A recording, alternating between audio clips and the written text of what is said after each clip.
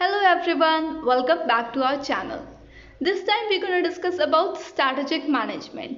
ये जो टॉपिक है वो आपको मोस्टली MBA, BBA, BCom और MCom में मिल जाता है. अगर आपकी में मैनेजमेंट सब्जेक्ट है तो ये एज अ टॉपिक मिल सकता है और बहुत सारे ऐसा इस कोर्सेज में आपको एज अ सब्जेक्ट मिलेगा स्ट्रैटेजिक मैनेजमेंट. तो इम्पॉर्टेंट है तो हम आज इससे डिस्कस करेंगे.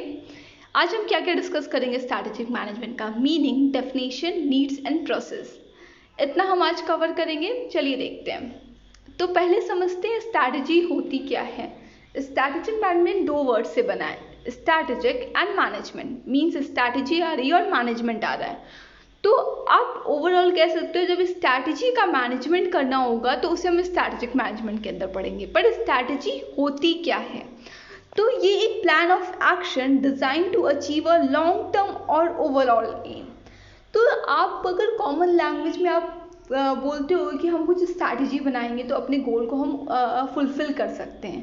तो वो जो स्ट्रैटेजी होता है ये थोड़ा लॉन्ग टर्म होता है इन कंपेयर टू आपका जो प्लान होता है इससे कंपेयर में थोड़ा लॉन्ग टर्म होता है. और इसमें क्या चीज़ होती है, आपका जो ओवरऑल ऑब्जेक्टिव होता है उसको फुलफिल करने की आप बात करते हो.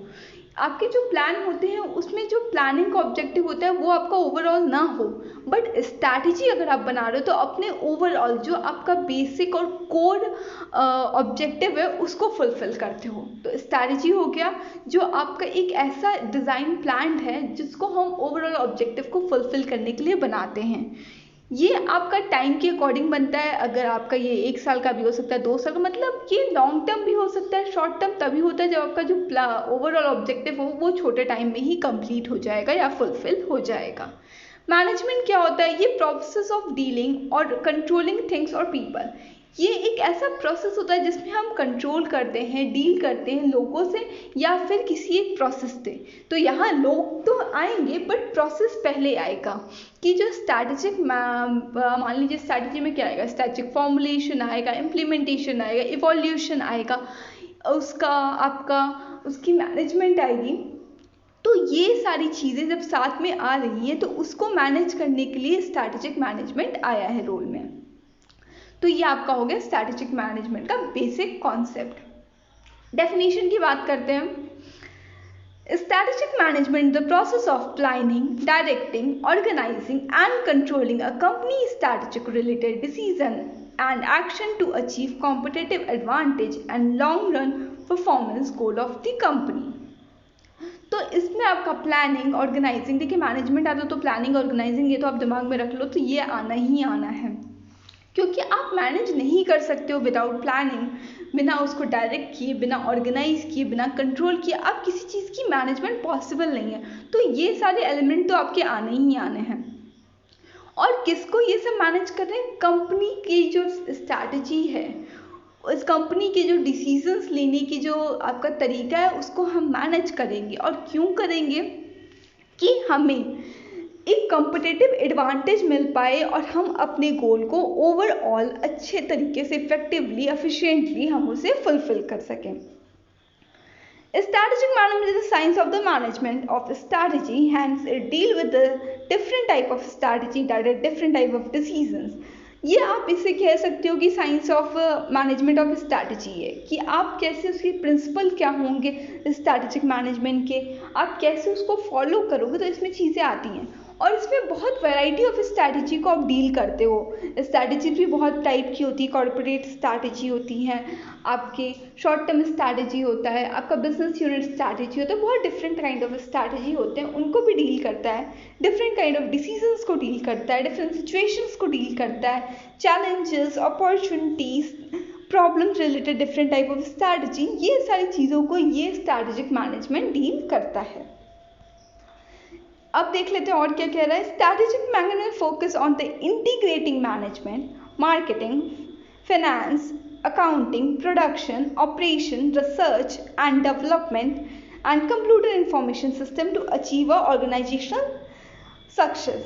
तो ये कह रहे हैं कि जो आपका स्ट्रैटेजिक मैनेजमेंट है ये आपका इंटीग्रेशन मैनेजमेंट है. इंटीग्रेशन है, इंटीग्रेट कर रहे हो आप. अगर आप बेसिकली समझोगे इंटीग्रेशन को, इंटीग्रेशन मतलब क्या होता है? जब छोटे छोटे कंपोनेंट्स को हम साथ में इंटीग्रेट करके ओवरऑल हम यूज़ करते हैं.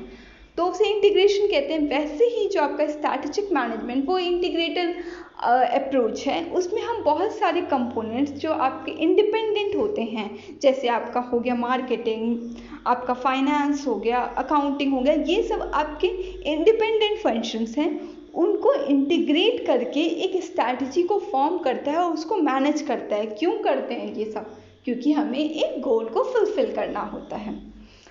अब लास्ट देख लेते हैं, strategic management can be found in the various type of organisation, business, service, corporative, government and the like.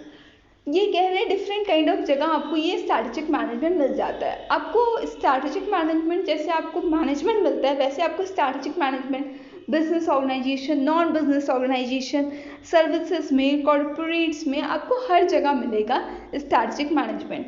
Strategic management हम यूज़ क्यों करते हैं? फर्स्ट थिंग मैंने बताया कि आपको गोल को फुलफिल करना है, इसलिए यूज़ करते हैं। और उस कंपनी की, उस ऑर्गेनाइजेशन की स्ट्रैटेजी ही होती है जो उसको अपने कॉम्पिटिटर से अलग बनाती है।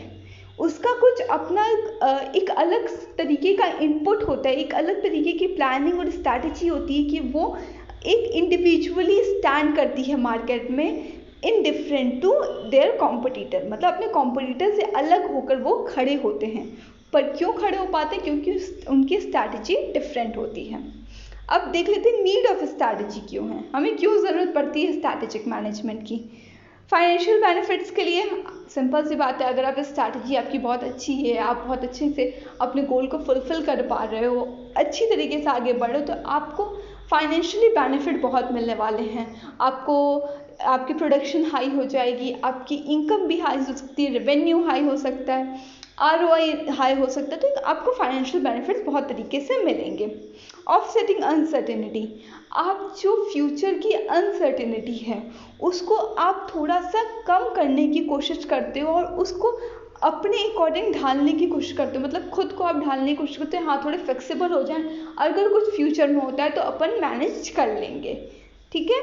Clarity in objective and direction, आपको अगर स्ट्रैटेजी बनी हुई है, आपका एक प्लान है, बना हुआ है, एक कॉन्क्रीट प्लान है आपके लॉन्ग टर्म के लिए, तो आपको क्लियरिटी होती है कि आपका ऑब्जेक्टिव क्या है, आपको पता है आपको इस साल क्या करना है, अगले साल क्या करना है, कि आपको 10 साल बाद वो आउटपुट मिले, तो आपको बहुत क्लियर है ऑब्जेक्टिव्स।